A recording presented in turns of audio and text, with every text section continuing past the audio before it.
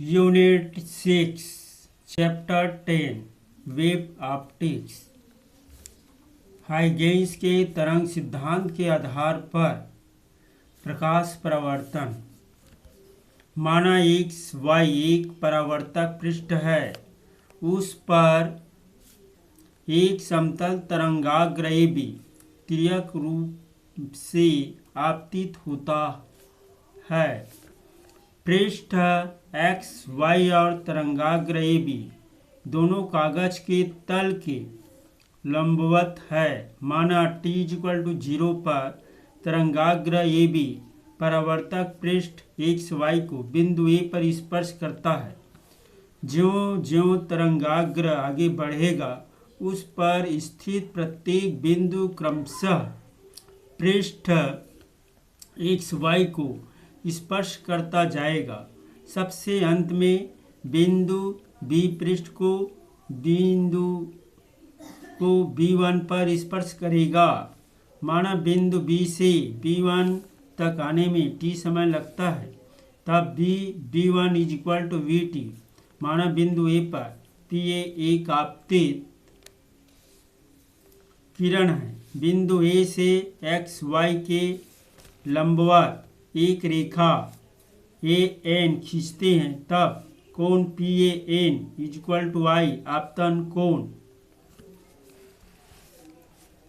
किंतु मार्ग में परावर्तक पृष्ठ होने के कारण ज्यों ही तरंगाग्र परावर्तक पृष्ठ को बिंदु A पर स्पर्श करता है, बिंदु A से द्वितीयक तरंगिका उत्पन्न हो जाती है,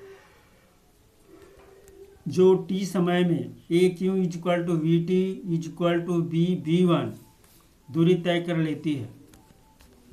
A को केंद्र मानकर VT BB1 त्रिज्या का एक चाप खींचते हैं। तत्पश्चात बिंदु B1 से इस चाप को स्पर्श करता हुआ एक स्पर्शी रेखा B1Q खींचते हैं। तब B1Q परावर्तित तरंगाग्र को प्रदर्शित करेगा। परावर्तन के नियमों की व्याख्या आपतन कोण कोण PAN -90 कोण BAN कोण BAB1 समीकरण 1।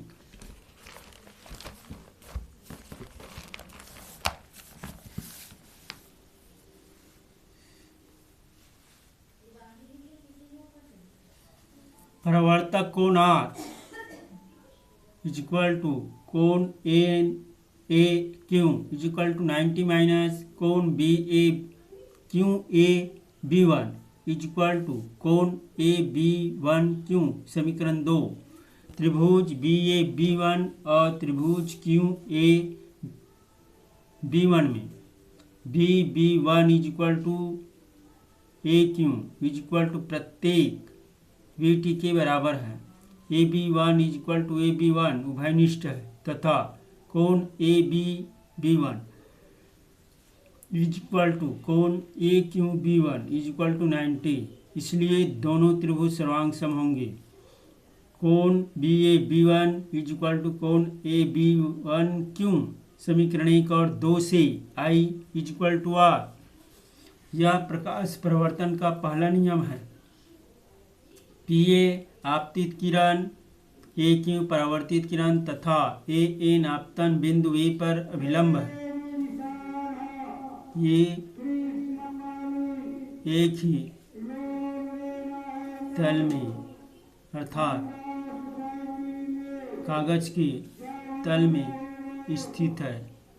यह परावर्तन की द्वितीय नियम है। प्रकाश का व्यतिकरण।